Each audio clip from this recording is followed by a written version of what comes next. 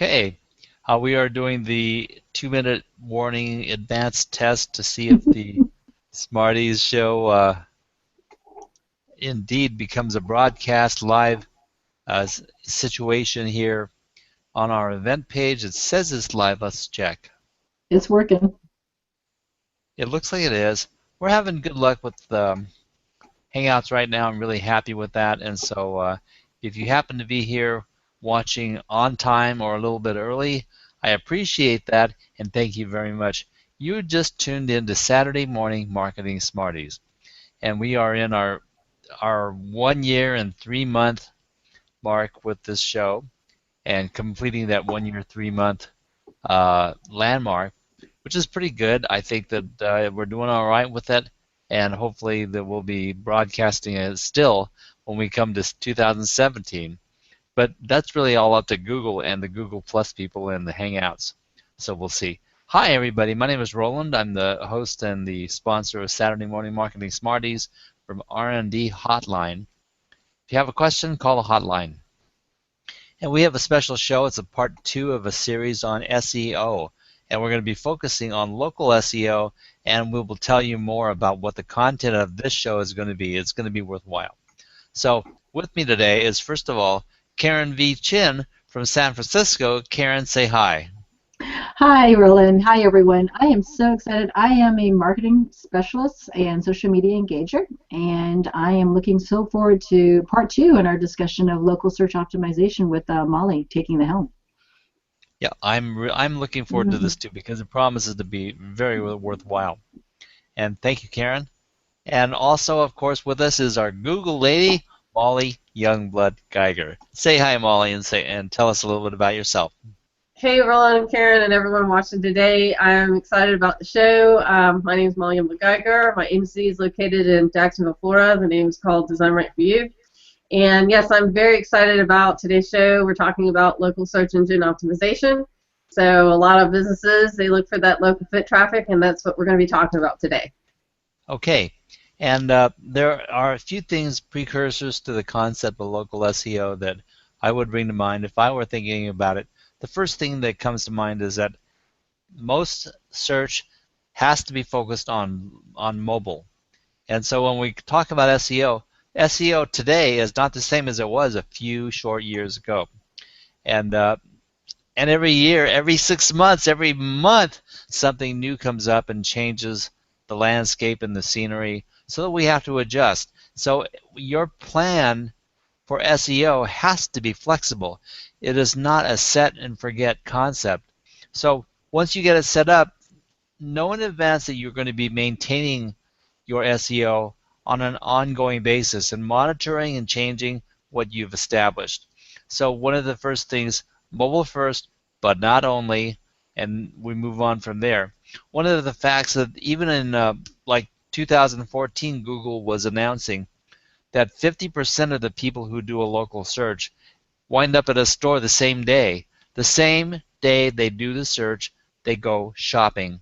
And so that's how they set themselves up. They want to go find something, they have something in mind, they search on their phone or they search on the computer, and they end up at a store. So that's a pretty good percentage. If 50% or more of the people are searching and shopping the same day, you know that there's an impact for search.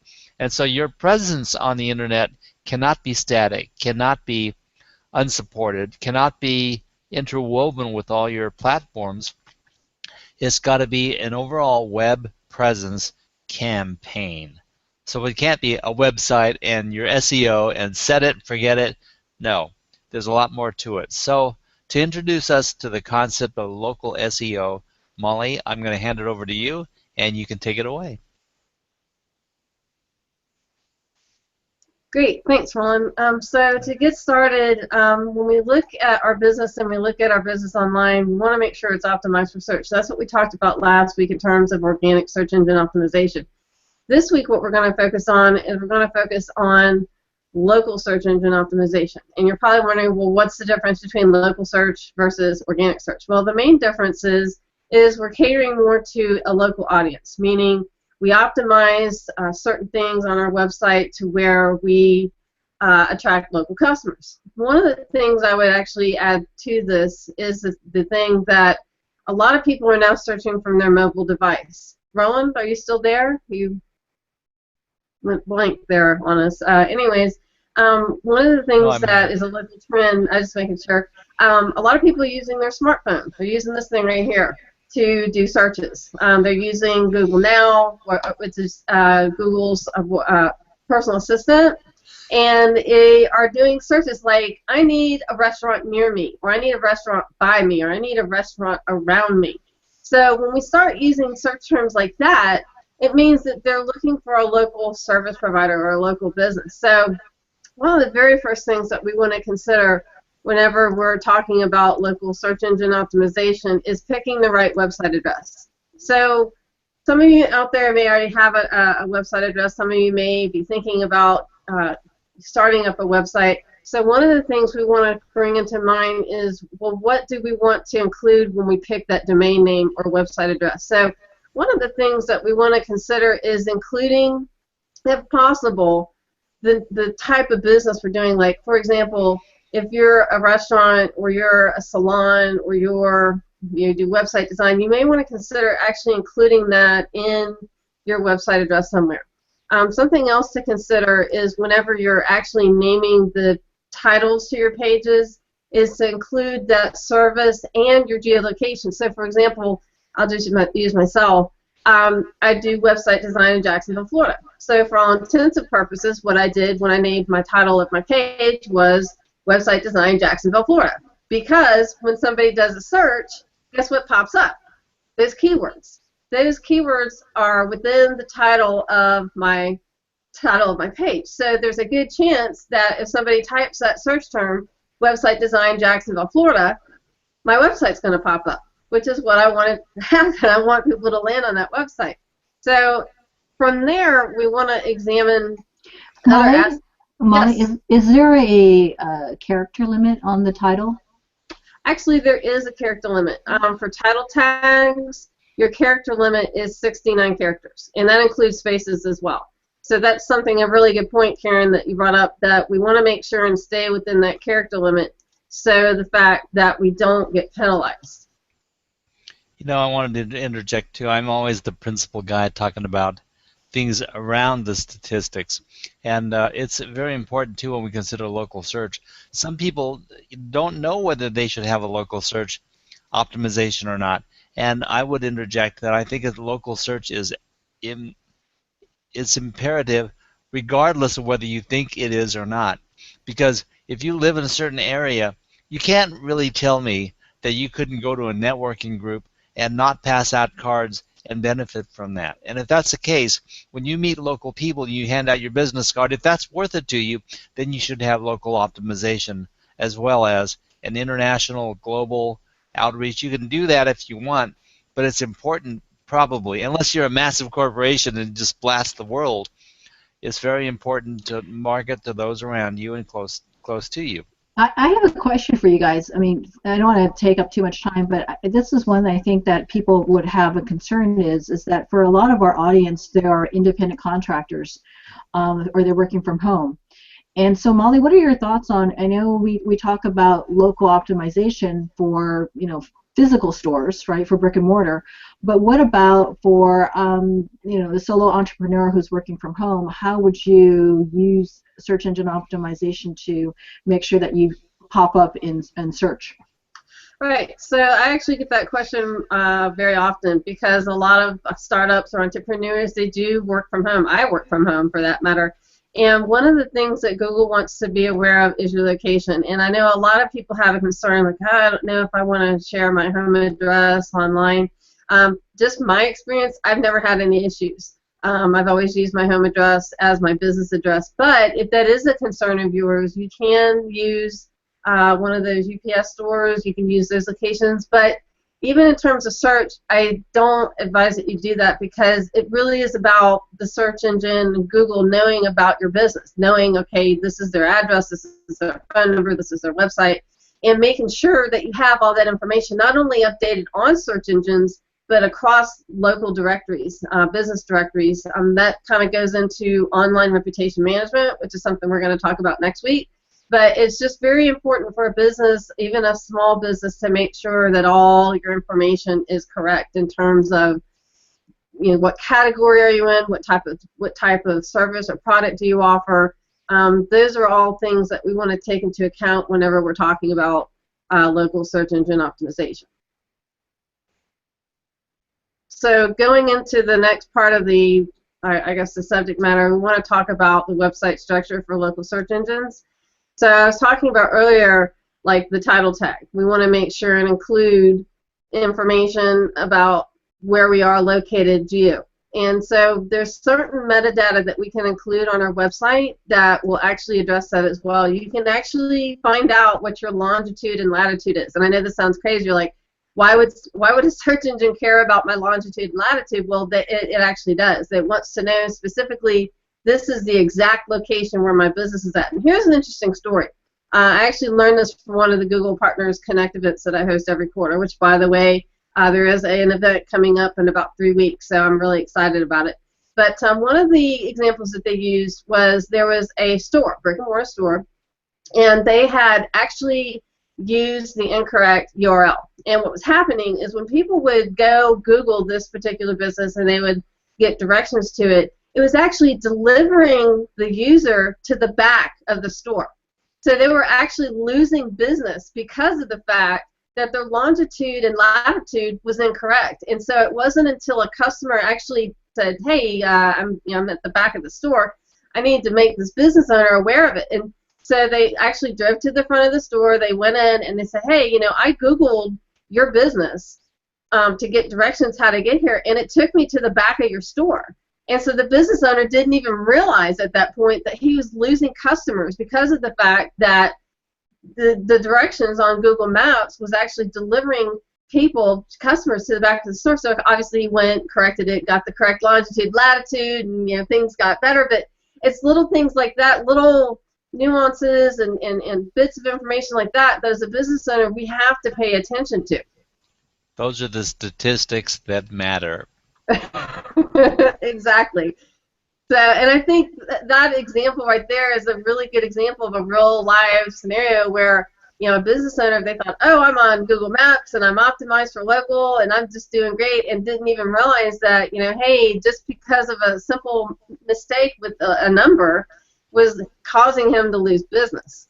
So, but one of the things I want to make sure and bring up is, how do we want to identify our business online? So, let's use an Italian restaurant as an example. So the correct category would be Italian restaurant versus saying you're a pizza or pasta place. Or let's use a pet example. So the correct category would be pet supply store versus pet food and toys.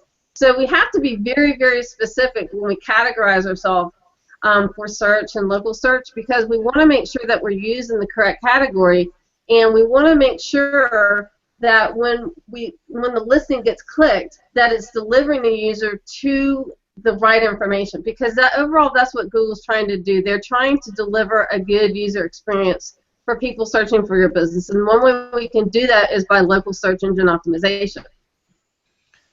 If I can interject right here, Molly, one of the complaints that I have on a lot of directories is that the categories are so inaccurate. And so if I want something that focuses more on what I do or what my client does, a lot of times we got to figure out what's the best category to place them in, because none of these look good to me, and that becomes a problem. I wish there was a way to focus more on the categories at hand, or are we just looking at the wrong directories?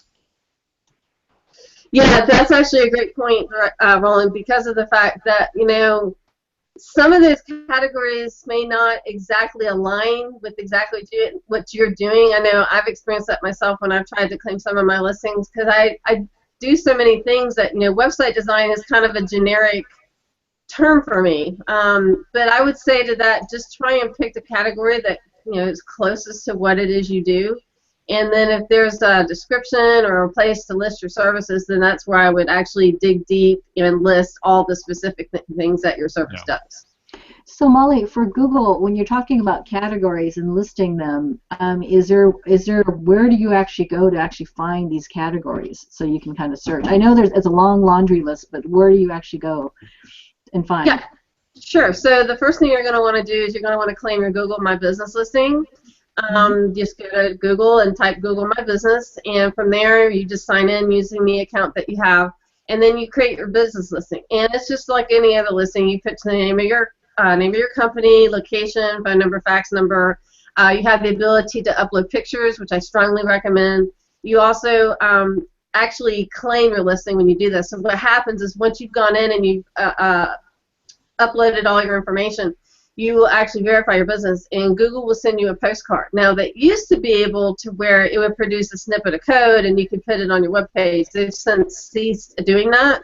So you will get a business or postcard. It usually gets there within a week or two. If you don't get it within a couple-week period, I would recommend that you contact the Google My Business support line and say, hey, you know, I verified my business. I haven't gotten my postcard, because what happens is when you get that verification card, it will have a verification PIN code. Once you get that code, you back to Google My Business, enter that code, and then your business is officially verified with Google. So that's where you would do that. That's where I would start. So are you going to get into the Google My Business? Is there a section today on just that? So are we jumping the gun? Well, it kind of goes into more like the online reputation. I mean, they're so close, they kind of go hand in hand, because it is local optimization, but at the same time, it's not necessarily local optimization for a website. So that's what I'm saying. There's so many different facets to local optimization. There's optimization for your website. There's optimization for your business listings. There's metadata that we can include on the website. There's certain things that you can include within the description. Like I was mentioning last week, one of the things on the description tag, which you can have up to 160 characters. I normally stay below that. I usually try to stay below 155. But one tip I would say is, in addition to putting your phone number in a call to action, put your phone number, call now, go ahead and put Pizza Restaurant, Jacksonville, Florida, within that description, because that's where Google picks up all this information. And one of the things I wanted to quickly mention is, and we actually had a chance to do this last week, and things have actually changed since we talked about this last week. But we were looking at search results, right? Remember, towards the end of our hangout last week, we were actually looking at a search result.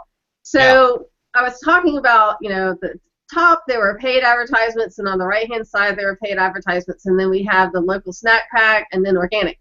Well, guess what changed? Now, instead of having the paid advertisements on the right-hand side, it's gone.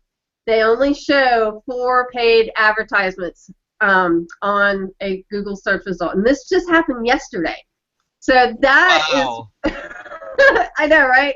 So that is why it is so important. That's like part of my job, is I'm out there every day looking at what's going on in terms of search, in terms of the algorithms, announcements made by Google. So, I mean, just even something we talked about a week ago has changed. So, well, not that I want to morph this conversation in the direction of AdWords or advertising, but I mean, what are the advertisers going to do? All those slots are no longer available for them to compete for, and they only have 4 spots. How does that change the actual advertising environment? Well, it makes it more competitive, for one thing. It makes it very competitive in terms of the person who's optimizing the AdWords campaign, because now they're looking at quality score, they're looking at what have they done in terms of optimizing the campaign, and now they're only rewarding, instead of serving 10 to 12 advertisers, you're only serving 4. So it's kind of like the move what they did with the snack pack, where I think it was about 6 or 7 months ago, the snack pack would reveal 7 listings. Now it only reveals 3. So what's happening, in my opinion, is they're making the competitiveness of paid and local results very intense, meaning they're really looking at businesses that are quality businesses. They have gone above and beyond what they need to do in terms of telling Google, this is who I am, this is what I do, I've verified my business, I've optimized my website, I've optimized my local listings, I've optimized my business directories, and this is something they're actually doing a beta test in San Francisco. It's only serving San Francisco right now, so I want to make that very clear, that they actually are making recommendations now. So like say for home services, so say you're in the San Francisco area and you go, I need a plumber.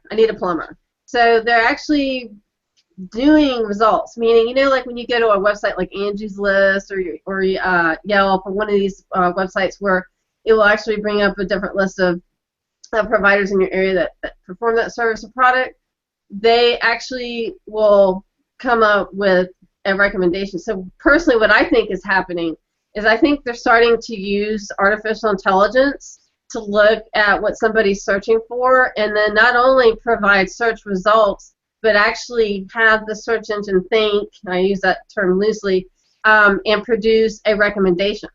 And I see this happening more and more often with mobile, because, you know, we have the personal assistant, Google Now. You know, that's essentially what it does, is it goes and it will make a recommendation.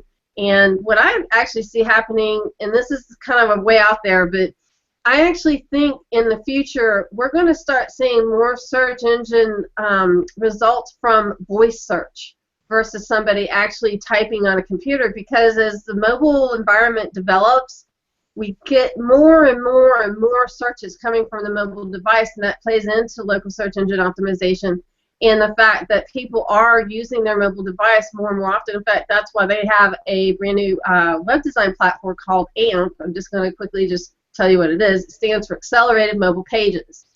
And what that means is it's a brand new programming technology that Google's come up with that is specific to a mobile device, meaning it has the ultimate mobile experience for anybody landing on a business's website. Now, this is something that's brand new. It hasn't been out very long at all. So, you know, just like with any type of new technology, there's going to be hiccups along the way. But from my experience, I think it's great. I mean, I think it really has helped mobile devices evolve in terms of people being on mobile and having that user-friendly experience. And, you know, one of the things just for myself that I've noticed about mobile is when you're trying to do a search, it's kind of clunky. You know, the buttons are hard to push. And, you know, sometimes you may hit a wrong advertisement or a wrong link. And that's kind of the whole basis of the AMP technology, is to try and make that user experience more friendly. That's cool. And we'll take a brief breather here and let you get back on track with your presentation. But I wanted to acknowledge that we have Candy in the audience, Candy Javier Sakai, and we're just going to say hello to her. And, of course, Old Faithful Gary Whalen has been showing up early to our events, and he is here too, and he has something that he wanted to post regarding advertisements and promoting your businesses online and search, and that was also watch out for bad false reviews.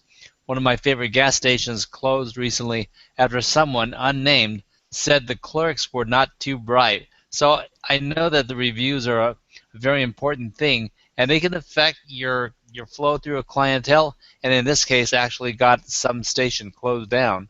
So it can affect your reputation, can affect everything, and you definitely want to address those things, and of course provide good service in the first place so you don't get those negative reviews in the first place. And part of the setup of this of SEO, it really does not address the service to the client, but we need to have that the basis of our presence online, and the basis of our campaign is to provide that service so that we take every opportunity to create good relationships, so it comes right back down to that. But anyway, we have a few people in the audience commenting, and thank you very much. And Molly, well, I'll take it back to you for the next step of what you were going to deliver. Sure. So getting back on track with local search engine optimization, one of the things we want to look at is something known as citations. And you're probably wondering, what's a citation? Well, citation, all it is when your website is shared on a different website, like Twitter or Facebook or LinkedIn, or maybe you are friends with somebody and they say, hey, I'll put your website link on my website if you do the same. But one thing I'll say about citation authority is you want to make sure that wherever your website is listed, like business directory listings, again, another reason why it's important to go out there and claim your business directory listings, is these citations actually help build your authority online. Meaning, the more citations you have, especially the more citations to quality websites like social media, like business directory listings, like Angie's List and Yelp, and there's so many different there's like 300 of them out there. It's hard to go over, and we will actually touch upon that next week, is because these citations actually help build your authority. Going back to the local snack pack results, Google looks at several different things when it looks at those people that went out in that particular area. It looks at your website, it looks to see if it's mobile friendly, it looks to see if it's optimized for search, it looks to see if you have a lot of citations, it looks to see if you have your business directory listings claimed, it looks to see if your Google My Business is claimed, it looks to see if you have Google Search Console now, it used to be known as Webmasters, but that you've gone in and you've verified your website. So there's a lot of different things that play into local search engine optimization. And one of the things that we want to talk about in terms of citations is a lot of people think, oh, I just go out there and put my website on any and every single website I can find. You don't want to do that, believe me, because you can actually hurt your citation authority by doing that. You want to make sure that your website only goes or is listed on quality websites. There's something that we call that is page authority, domain authority, that also plays into local search engine optimization, but basically what that means is your domain name, it gets graded, okay, on a scale of 0 to 100. And just like when you're in school, obviously the closer to 100 you can get, the better domain authority you have. Yes? I wanted to back up for a bit because you were talking about trading citations, and I'm very careful trying to do that type of thing. And I was under the impression that you could get into a lot of trouble by trading citations across the board with several of your buddies or other websites, and that it's not a good way to build your citation list. Well, it just depends on who it is you're talking to. I mean, if it's somebody that you know, that you trust, that you have either a friendship or a relationship or a business relationship with, I think it's okay to do, because it's not like you're just randomly out there throwing your website around. But if it's somebody that you're not very familiar with, that maybe you don't know their background, or you just maybe met them online, I would be careful about doing that, because just like you have an online reputation, they have one too. And if their online reputation is not of good quality, you can actually hurt your online reputation by associating your website with theirs. So as a strategy, it's not a good idea.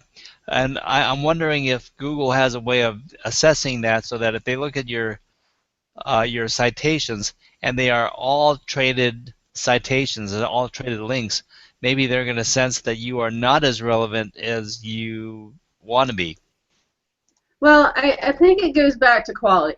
That's what they're looking at. They're looking to see if your website is a link on another website. Is it a quality website? That's why I'm a very big fan of social media, because that's a very quick way of building your citation authority, is by having your website on Twitter and Facebook and LinkedIn and Pinterest, and there's several other social networks out there. Those are quality, reputable websites. So that means if you have your website listed on social media, then that's going to do nothing but help your quality. So when you say listed on social media, what exactly would a listing on social media be? Yeah, so it would just be your account. It would be your business account, your personal account on Twitter or Facebook. So you're actually going on there. When you're filling out your information, typically it's going to ask for your URL or your domain name or your website. So when I mean listing your website, I mean actually going out there and claiming all your social profiles and then making sure all the information is up to date and correct, especially your website. So Molly, does it also mean too, when you have your social channels, to be active with them too? I mean, not just claim them, but actually use them, so that then people are hopefully engaged in sharing your stuff and vice versa? Actually, that is 100% correct, and that's a great segue into my next section. What are your social signals? Social signals actually do play into search engine optimization. For quite some time, people said social has nothing to do with SEO. I mean, for a good long while, people have come out and said, you know what, social media marketing has absolutely nothing to do with SEO. That has now changed. Social signals and engagement with your social media accounts is imperative.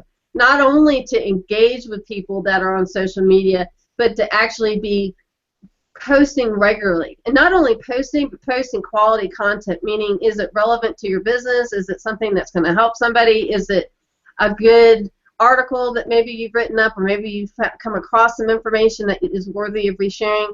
So from there, I would actually say, and this is kind of going into online reputation management, but we want to make sure that you're not only posting regularly, meaning several times a day, but the information that you're sharing is quality information. And this all goes back into your quality of your online presence, meaning, you know, have you optimized every single social network for your business? And it's very important. I actually share this tip with most people that you not only want to set up a social media account for your business, but you want to set one up for yourself personally, because in that way you as a person can tie yourself to your business, which again helps build the authority of your business. Because now, instead of looking at the business as, well, I'm just Design Right for You, well, Google looks and search looks at, okay, well, there's Design Right for You, but then there's Molly Youngblood Geiger. Molly Youngblood Geiger works at Design Right for You, so then we can put the two together and go, oh, we got more information about Design Right for You and Molly Youngblood Geiger. So the same can be said about you as a business owner. So if you go out and you set up your social networks for your business, for yourself, and you're posting to all these social networks regularly, that's going to help build your authority on social media, which in turn is going to help build your authority for search. Good deal. Okay, that was one where I was going with that too. Thank you very much, Karen, for steering us a bit. We have a few viewers out in the audience. Not too many people are commenting, but if you have questions regarding anything that is flowing over the airwaves here, please ask, post them in the comment stream, and of course we will answer them either in the comment stream or live as we are covering these subjects.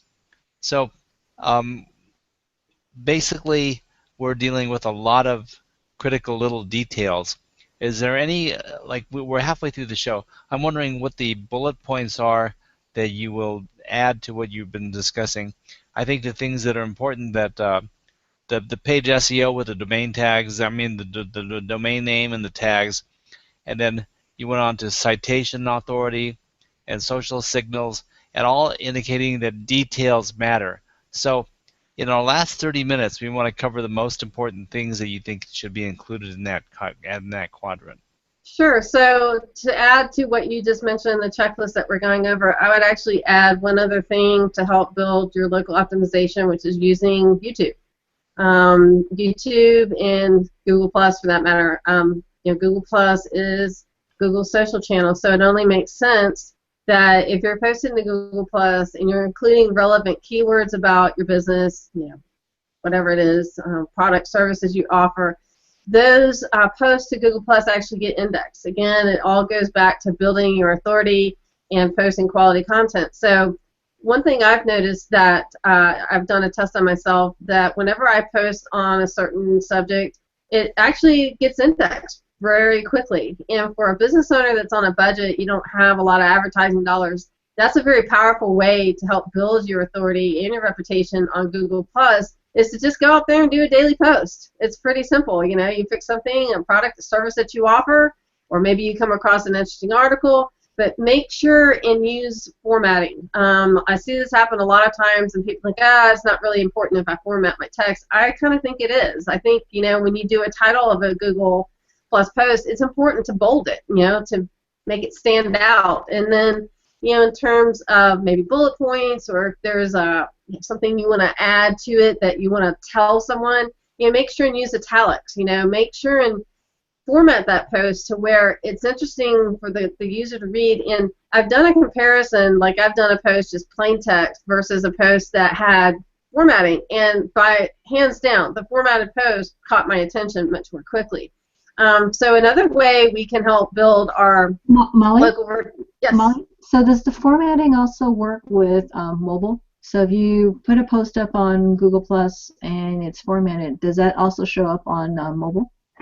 It does actually. It's funny because I did a post about Google Plus post optimization, and somebody actually asked that exact question. And yes, it does. Whenever you are posting, like say if you're on your smartphone, and you'd say, well, just yeah, because sometimes you just on your smartphone you might come across something interesting and you want to reshare it. Whenever you share it, if you use the same formatting techniques, like I'll just quickly share one. So if you want to bold something on a Google Plus post, what you do is use an asterisk symbol. You use an asterisk at the beginning and then at the end. Now you can't use any funny characters. It has to be just text. But if you put an asterisk at the beginning and the end of a phrase, that will actually bold it.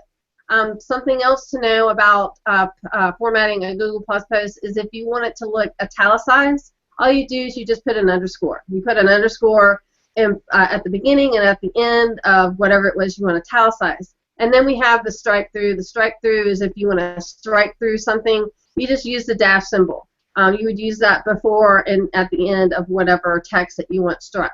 So Okay, those here's something I'm stupid on. Why do people strike through text in the midst of a post?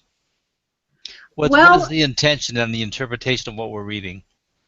I think it depends on the user. I mean, I personally don't really strike through any of my posts because when I post, I want people to read.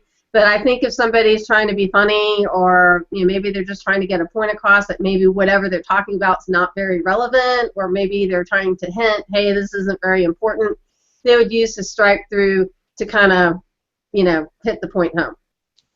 Oh, I see. I can't see the actual value of that, but I've seen it occasionally and I read it, and it always leaves me kind of puzzled. Maybe that's the whole point, is like, perhaps it shouldn't have been said in the first place. But okay, I was just wondering. Yeah, because I think, Roland, also when you use a strike through, it's also for something like what just happened with Molly saying that we had the ads on the right and now they're gone. So maybe she would have something written about that, and then now strike, it's gone. Right. So yeah, it's gone. So it's more of a kind of an emphasis, the showcase. That makes sense. That makes sense to me. You're going back and editing what you've already written and then modifying the meaning. Okay, so I wanted to add to what you were saying about the Google Plus and the YouTube connection, because as an experimental campaign, I had a client who was a realty guy, real estate, and he didn't have much of a website, and we had just rebuilt his website, and then he didn't have really a Google Plus presence, so we built up his Google Plus thing. He didn't have much of a YouTube essence, so we're talking about a real fresh account, real fresh website. But we did the basic optimization. We went through and fixed up his Google Plus account, fixed up his YouTube account. Then we designed him a video. We posted the video on YouTube, and then we shared it in Google Plus. And this is, of course, maybe a day after I designed the video, and the day after it was up on YouTube, and we posted the video in his Google Plus with a short paragraph describing about what you're going to watch and everything, and that post showed up in page 1 of his search terms in 30 minutes. Now it might have appeared in 10 minutes, but I didn't check. I mean, it was up there, so I know it is they get indexed, the posts get indexed, and it showed up as one of the primary search results. So I know that we can short circuit a lot of this search engine optimization by doing the right strategies and doing the things right. Because the first thing we had to do is have everything arranged properly. The accounts had to be proper. All the information had to be accurate. We had to have each individual piece SEO'd properly, and then the combination struck. When we posted the right thing at the right time at the right place, it showed up at page 1 of Google. Absolutely, and that's one of the things I've discovered, Ron, is that if you're a business and you're on a budget and maybe you don't have the startup money to get your website optimized for organic, which are the normal search results, I would stress you start posting on Google Plus and start posting onto YouTube. Go to YouTube, claim your channel. I would claim a custom URL, which you can do, that will identify your business, I would probably include your business name. I would probably include maybe what you do and your geolocation. And this is Website all design, relative. Jacksonville, Florida. This is all relative to your website, right? Exactly. So what we're trying to do is we're trying to use all of the tools that Google gives us for free, I might add, to point people to our website. So in terms of local optimization, that's another great way is to use YouTube, meaning go out there, and it doesn't have to be this big formal presentation. I get this all the time. People are like, oh, I don't know what to do. I don't want to get in front of a camera. I don't know how to do video. I just don't know. And it's as simple as literally getting on your laptop or your desktop, turning on your video camera, getting a couple of lights to the right and left of you, and to say, hi, my name is such and such, my business name is so-and-so, and this is what I do. And I mean, that's it. It doesn't have to be this grand, long presentation. Maybe you might decide to interview a customer, or maybe you might take a product or service that you perform, talk about it. Maybe you might do a Q&A, like put it out there, hey, does anybody have any questions about what it is I do? There's a variety of different things that you can do on video. And I will actually share with the audience. I have a client here locally, and we did a YouTube campaign for him. His website was okay when it came to me. I mean, it was one of those pre-built type of things, and he didn't want to change it. I'm like, that's fine, but he wasn't getting any traffic. And so we went in, optimized his website, and he's like, yeah, I got all these videos of myself. He's a lawn care professional, so he's like, taking care of apartment buildings, colleges, and things like that. I said, well, why don't we do a video of you actually working, of you actually doing your service? And he's like, that's a great idea. And here, this is a funny story. Last week, he posted a picture on Facebook. He was buying some new lawn equipment, and somebody took a picture of him sitting on his new lawnmower. And I commented on it. I said, this would be great to do another video now that you've got this brand new piece of lawn equipment, because then not only can you show off your brand new equipment and say, hey, I just got this brand new equipment, but it's going to help build your authority because you're going to have another video of you actually going out and performing the service. So, and he's like, oh, that's a great idea. He's like, I hadn't even thought about that. So, but what happened is when he did this video, he found he actually got more visits to his website from the video. He actually had people calling him. That's something else I would stress. Put your phone number on the description of your video, or your email address, or your website URL. Make sure and include that information, because each YouTube video you can actually include that information. You can actually optimize your YouTube channel or video by including, again, what category does it go in. You can include keywords.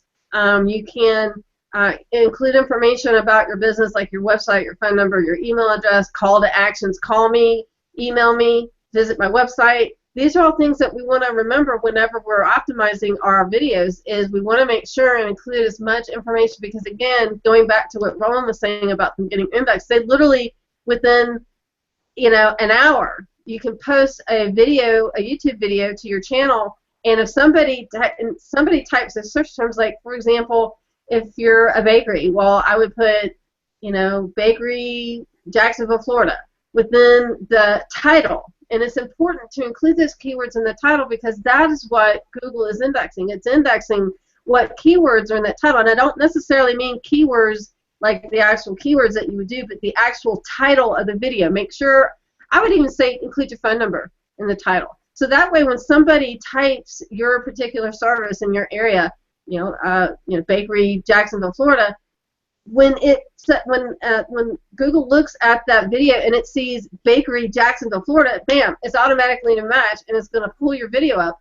And something else I've noticed in terms of local optimization is the fact that the results, like if you see a mixed results of videos and posts and just organic search results, invariably the Google Plus post and the YouTube videos, they all come with a picture versus organic, which does not come with a picture. And I don't know about you, but I have a tendency to gravitate towards a YouTube video or a picture versus just a plain organic listing. Yes, you have a question, Karen? Yeah, I was going to say actually, when we're talking about YouTube, just to keep everyone in mind, is that yes, I know Google owns YouTube, but YouTube is what, the number 2 search engine, right? Yes, So, it I mean, is. if you think about it, right, you've got, if you're working on Google to get your site search engine optimized, and then you got YouTube and you get that optimized. I mean, basically, I think what the third search engine is Facebook. I mean, I know we're going to maybe talk about that later, but again, for your local authority. But again, those are 3 things that you could easily do to boost your presence, I would imagine, right? Absolutely. And that was going to actually be my final point is, I mean, think about it logically. Okay, Google is the world's biggest search engine. So doesn't it make sense to use the tools that they offer, Google Plus, YouTube? These are 2 tools that they have out there for free to boost your business. And invariably, I'll point this out, and people are like, I never even realized that, you're right. The YouTube is Google's video channel, and Google Plus is Google's social channel. So it makes sense that if you want to get yourself optimized on Google, it would be a good idea to go out there and use these tools that they have. And Google My Business too. We don't want to forget about them either. But yeah, I mean, that totally hits the point home. I mean, easily if you could spend, I would say, what, 4 or 5 hours on those 2, just on the Google properties alone. I mean, that alone is basically, as Roland would say, is just your heavy lifting, and you're pretty much almost all the way there. I mean, just to initially get that done, if you've never done it before, that would get you way up there in terms of page 1. Absolutely. And the final thing I would say in terms of optimizing your business for local, for Google, would be to address your knowledge graph card. And I'm just quickly going to go over this. Your knowledge graph card is something that is displayed when somebody goes and Googles your business. Like, for example, if you've got reviews, and this ties back to Google My Business. See, this is how it all works. It's all intermingled. It's not like you just set up your Google My Business, or you just use YouTube, or you have to use all of the tools together.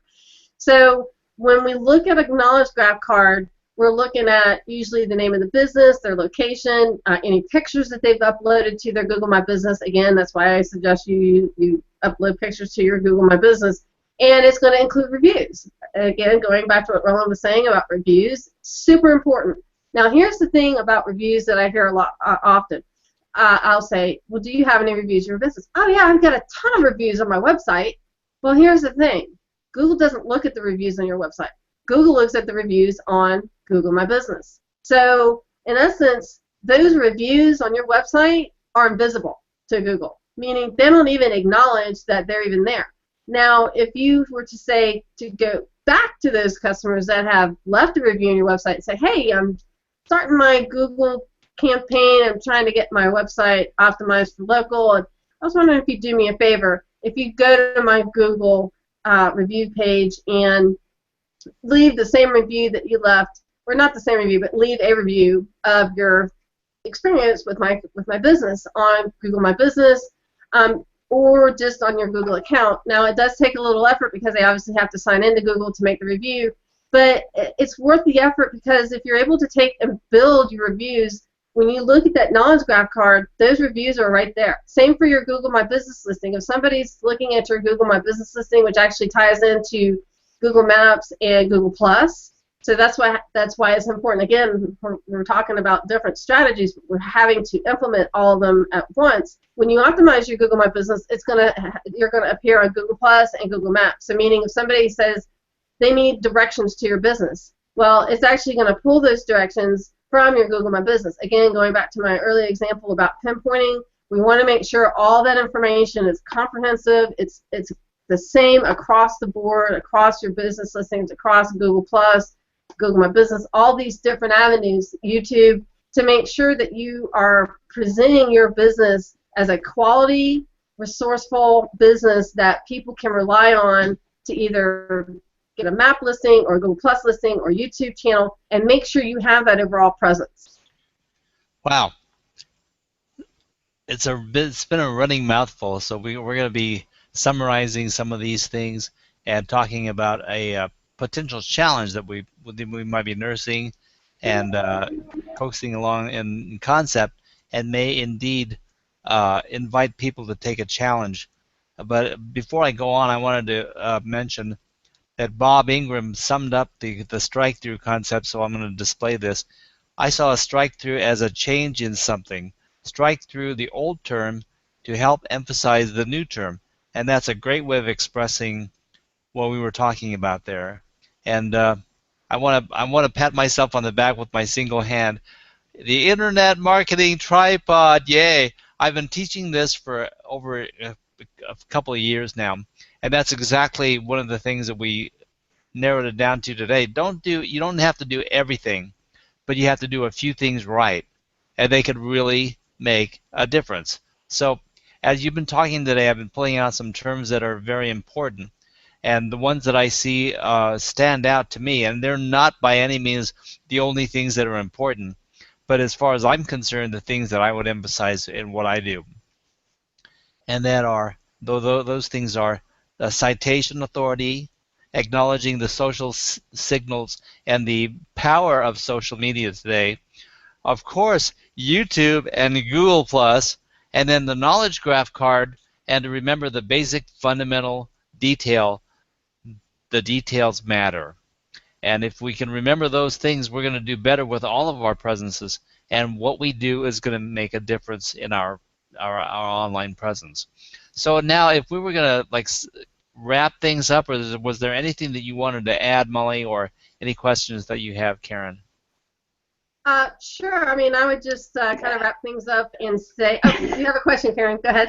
Yeah, I was actually going to add to it, Molly. So I mean, we're not necessarily going to talk about AdWords in greater detail, but what are your thoughts on location extensions and, site extensions and all that stuff? I mean, you don't necessarily, I would think, to show up on page one, if someone's going to find your business, and if you have all that information there, it's easy to get to because you have it all there, and it's, the clicks are, whatever the individual clicks on will get you to their business.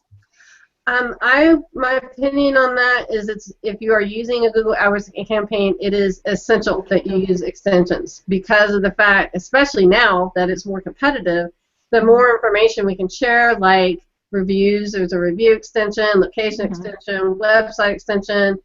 There's even phone number extension. Exactly. A phone number extension, a call extension. There's, I mean, everything that's listed. I mean, in terms of AdWords, you don't necessarily. I mean, each one, anytime anyone clicks any of those, I mean, that's basically going to direct them to your business. So, as Roland mentioned earlier today, talking about 50% of the traffic, or 50% of business, or looking up something will lead to a transaction within an hour or two, right? I think that's what you mentioned, Roland.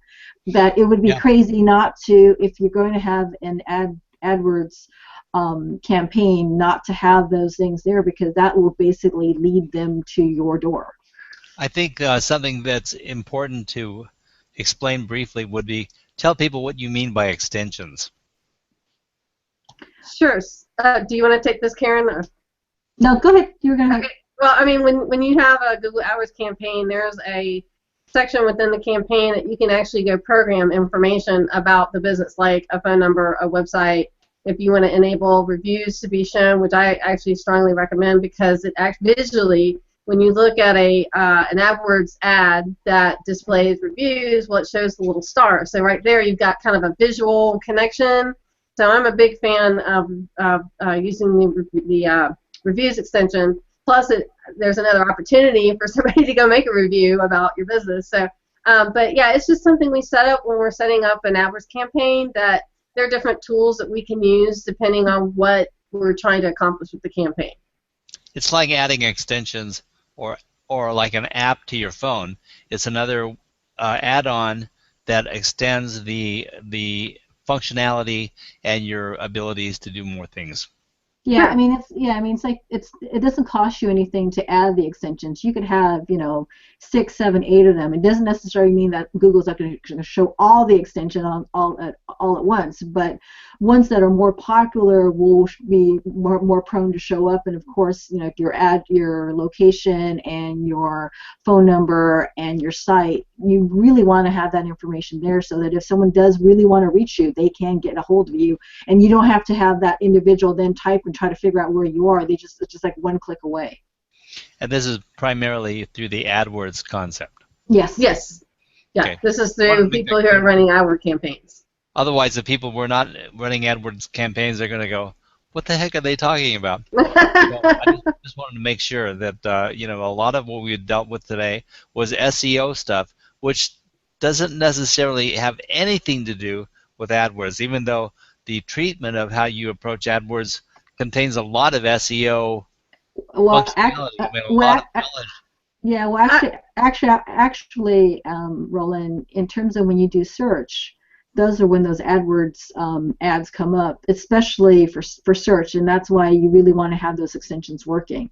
It may not necessarily be for display ads, meaning the banner ads that you see a lot, but we're talking about when you're actually searching for, like, you know, I'm looking for tennis shoes in San Francisco, and you type in tennis shoes San Francisco, you know, there could be, if there is an ad, it would show up, and that's where the keywords come into play too. Well, that would actually go into a shopping campaign where we can actually advertise. We can take a product like a red T-shirt or, you know, a pair of tennis shoes or whatever, and if you implement a Google shopping campaign within your AdWords campaign, those search results actually populate actual pictures and prices, and yeah, so that actually has to do a lot with a search engine result. But I kind of want to navigate back to the local because I have one final thing I wanted to say before, because I know we're like 5 minutes till. I wanted to say that one of the main things that you as a business owner want to address in terms of local search engine optimization is for this thing right here, your smartphone, because this is what your customers are using to find your business. In fact, last year, a study was produced where it showed that mobile search now exceeds desktop and laptop, and I think that's an important thing to know as a business owner is, well, how are my customers searching for me? Are they searching for me? You know, what are they saying? What are they typing into their mobile device? And again, I had mentioned, you know, they're using search terms like near me, around me, by me. They're using the Google search assistant, Google Now. These are all things we have to think about in addition to all these other strategies that we talked about. Is we have to use our business sense and put ourselves in the thought or the mind frame of a potential customer. What do we think a potential customer is going to type into a search engine, or what can we as a business owner offer them that's going to get them to perform an action, to go to our website, to call us, to email us? What can we do to make the customer want to choose us over our competitors? My answer is always look at your business and try and come up with a USP or a unique selling point. If we can do that and we can figure out, well, why do people want to buy from me, and we concentrate on that and we use that within our advertising, that's going to help with local results as well, because we've really, you know, when you have somebody, let's just say they're out and about and they're like, I want to go get a pizza, and they type, you know, pizza, Jacksonville, Florida. Well, are you offering them a discount? Do you have a loyalty club? Are you offering maybe you know, I know here locally there's a Al's Pizza. They have a discounted price during the hours between 2 and 5 p.m. So I think it's things like that that we have to take into consideration whenever we're coming up with campaigns, whenever we're trying to optimize our business listings. And next week, and I just quickly share with people, next week we're going to be talking about online reputation management. And I've got some really, really great stuff we're going to be talking about. A couple of the things, I've actually been working with a couple of developers that used to work with Google, and they've come up with this technology where they can actually aggregate tweets and Facebook posts that contain certain keywords. And this is a huge tool for a business owner, because you can actually program certain keywords. Like if you are a pizza place, you can, you know, use the search term pizza, or if you're a bakery, you can use the search term bakery, or things that you think users might type into a search or to a tweet or a post, and it actually aggregates. It goes out and it looks for posts and tweets that have these keywords in them and actually delivers them to you. So that's one thing we're going to be talking about next week. We're going to be talking about why it's important to optimize your business listings. We're going to talk about your overall online reputation. I mean, really hit the point home of how does Google look at your business? How do your customers look at your business online? Are you doing everything you need to be doing to optimize your online reputation? Now, this, you know, the hangout today about local is part of that. the hangout last week about the just organic search is about your online reputation, but next week we really are going to hit the point home about online reputation management, why it's important, why you need to be focused on it, because your customers and Google, that's how they see you online. So without any further ado, if you have any questions about what we talked about today about local search engine optimization or organic search engine optimization, make sure and post them to the event page. And I'm really excited about next week's hangout about online reputation management. Very cool. The first thing is to wrap this up, I added mobile to my various things that I was emphasizing today. And also, there's a statement from Stelly and Mezen about the Google ads, 4 ads at the top instead of 2. I thought it was 3 ads, and that was my impression. Now it's 4, but the important thing to take away from this is that Google is a lot more focused on the most relevant stuff. So they're not going to pound us with a bunch of extra things just to make some extra money, but probably those 4 primary ads are going to be more expensive because the competition goes up, but that increases the relevance of the 4 being shown. So although I'm not that much of an AdWords ad campaign person, it makes sense to me. And I'll be glad not to have all these smattering of bunch of ads with people trying to chime in on the side when they're not really that relevant anyway. I think my personal take on it is for the reduction is because I think it's more visual to have less is more, and I think it's also probably in play of what's going on with mobile, because you can't have side ads on mobile because you won't be able to read it. So I think they're probably their strategy is probably more gearing towards more of a mobile feel for the space. That's what my take is. I agree with you, Karen. I think that is what Google's focus is. It's really going to be about mobile users instead of desktop and laptop users, because of the fact that, and I'll just share the statistic. It was shared at the Google Partners Connect event. On average, a mobile user picks up their device between 75 and 150 times a day. And to me, that's a big number. And I'm thinking about myself, and how often do I pick up my smartphone? I'm thinking I pick it up pretty often. I'm picking it up all the time. So. I, on the other hand, pick it up maybe 15 or 20 times, and it's basically to see what I'm producing online is showing up on my mobile phone. I'm here all the time, and I don't do that much traveling, and so mobile to me is just a checkpoint for my online presences and online production. But I don't use the phone that much. I tell you what, about 3 weeks ago, I was in San Antonio, and we were walking to a restaurant the day that I came back, and they have this like river walk thing where it's a bunch of restaurants and stores and whatnot. And one thing I noticed while I was walking on the streets is practically everybody walking around had their smartphone in their hand, and I thought, what if we took a snapshot back, even just 5 years ago or 10 years ago? Would we have seen this, revolution of all these people carrying these devices? Just to take a walk down the street. And to me, that was like an observation that really impacted me, because I'm like, there are a lot of people using mobile devices, and I think that's one reason why Google is so focused on, the AMP program. Like Karen mentioned, why they got rid of the extra advertisements, the snack pack. They're really trying to optimize searches for Google for mobile devices. So, it just brought this weird image to my mind, watching all these people wandering around with a mobile phone, and if suddenly the mobile phones just kind of disappeared from existence, the 3/4 of the people would stop in their tracks, and the whole movement of people around in all the communities and shopping and all so forth would just almost come to a halt, so it shows how integrated the cell phone is into the functionality of everyday life in today's world. So I think that we're just about wrapping it up, but I wanted to bring to mind that we've been talking about possibly instituting a challenge of sorts, and one of the things that I would like everybody to consider is whether they would be interested in participating in a challenge if we had one, and that is going to include some things that we've been talking about, and I'd like to turn it back over to you briefly, Molly, to Sure. talk about a couple of things that we might impose a challenge to Yeah. and whether people might want to participate. Sure. So what I would propose for this challenge is let's just take a snapshot of what you look at, or how you appear online. So, I mean, let's just go look to see, do you have a YouTube channel set up? Let's see what's on your knowledge graph card. Let's take a look at your Google Plus profile to see if it's optimized. Let's, take a look at your website to see if we have any of those geolocation terms.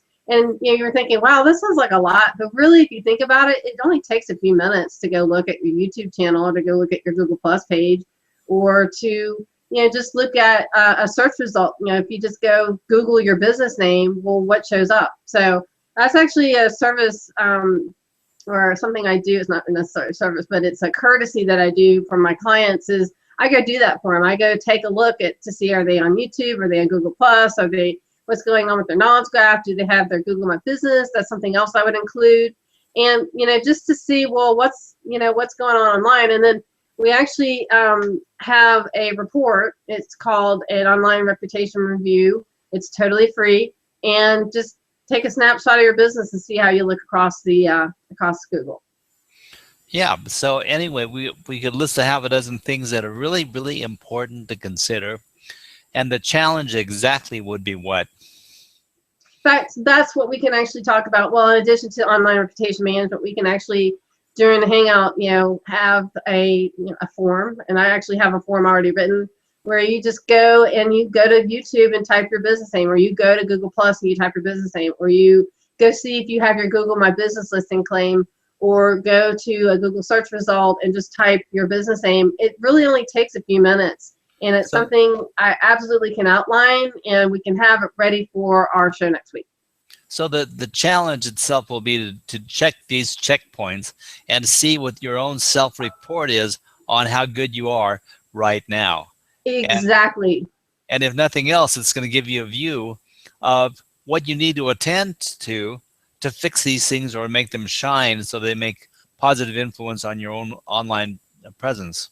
Exactly. Just take a snapshot. Just see where you're at, what you're doing, and then from there, as a business owner, you can say, well, maybe I could improve my Google Plus, or maybe I could, work on my YouTube, or maybe I could work on my Google My Business, and just kind of see where you're at. It's really just an exercise, if you will, to just see, are you optimized? What does your online reputation look like? So I will take the challenge this much farther. So, number one, since I don't focus on all those things, my own probably it wouldn't be all that hot, but I do focus on a few of them, and I'm aware of this. What I would say is what we can do for the show purposes is we could post the challenge to the people, and a few people will maybe take us up on it.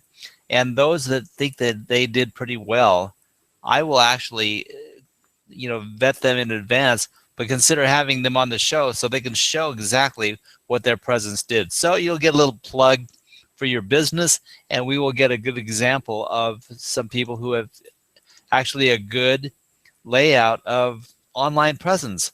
And so we'll look at the collection of things that we think that you should be attending to, see what your report is, and give you a viewing on the world scene. How's that? Sounds like a great idea. I'm looking forward to it. Okay. So anyway, with that, we lost Karen already. She had a place that she has to be real soon now, so she took off a little while ago. I'm sorry that we didn't get to say formally goodbye to her. But now Molly and I are going to say formally goodbye to everybody, and thank you very much for viewing from the audience, and thank you for your comments, and thanks for participating in Saturday Morning Marketing Smarties. See you next time.